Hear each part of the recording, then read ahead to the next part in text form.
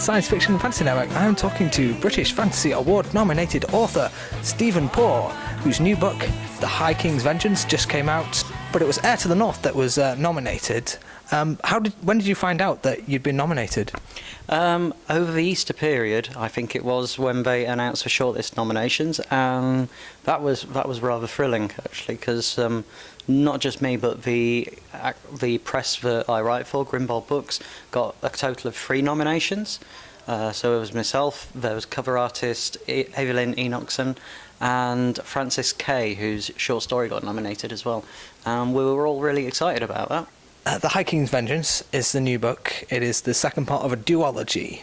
Right. You never saw it as a trilogy, I take it? No, not at all. It was never going to be as long as a trilogy.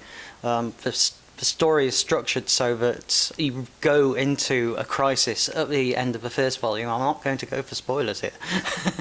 And the second volume is all about resolving that crisis and trying to make things right. There wasn't room for a middle volume because one of the things you have with trilogies is you have a problem with middle volume sag, where everything happens in the first and third volumes, and the heroes usually spend the second volume getting from the first to the third books. So I just cut out the middleman, really. So let's talk about characters. Your main character, Cassia. Can you talk about how you developed her from where she started to where she ended? Did you always know how she was going to end up as a character and how she was going to grow as a character?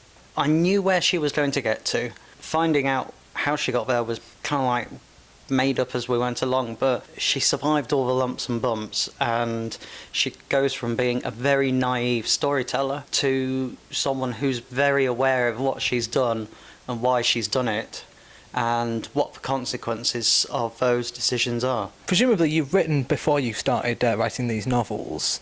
When you look back on some early stuff you did, unpublished short stories, perhaps when you were growing up, is there a kind of common theme that goes through them? Is there a kind of other things you keep coming back to in your writing? My short stories are very different in that they're usually what you call little shaggy dog stories. There's a little twist at the end or a bit of a punchline. There's no real punchline for the novels as such, so I do treat them as different things. So what drew you to writing? When did you first discover, I want to be a writer? I had written kind of like short stories before, tried to write novels before, and they were just messy replicas of role-playing campaigns in a way, and then kind of took it seriously to write one short story, and it actually got picked up by a now defunct magazine called Pantechnicon. If you look at that issue now, on the contents list you've got Jen Williams, Adam Christopher, Ian Sales, Ian Waits, and that kind of like convinced me that actually I can do this.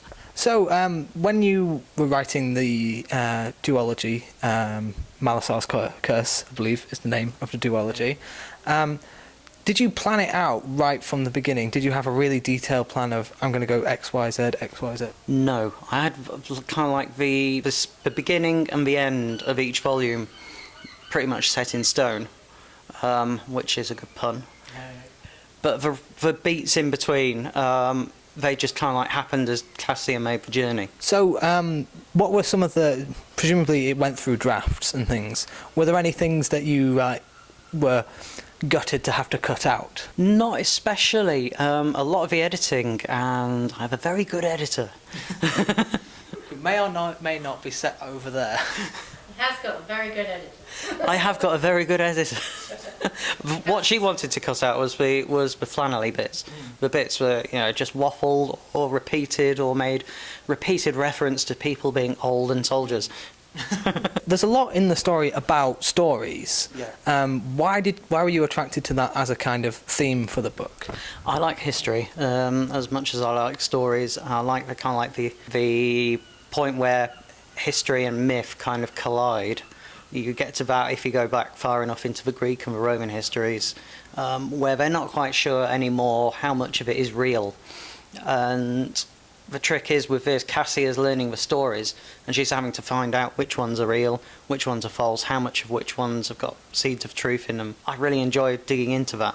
One of the badges you've got going with the High King's Vengeance is Team Race. What is all that about? Okay, Team Race. In the second book, Cassia has a new sidekick or companion who is a prince of Galiarca. His name is Race, and he can be a quite insufferable and irritating and generally great character to write. And both Joe, my editor, and Sammy, who runs Grimball Books, and a couple of people who, like Kate Coe, who have read the book, have all gone, we love Race.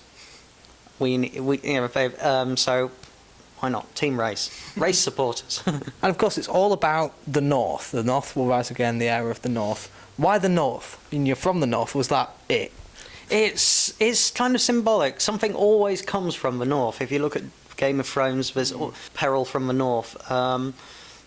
J.V. Jones, her antagonists, all in the North and spreading south. Melkor in the Silmarillion is in the North. Yeah. I wanted to kind of subvert that a little bit in that, you're meant to have the North rising again. It's not necessarily a good thing. It was just fun to play with. Okay, so what would be your roundup as...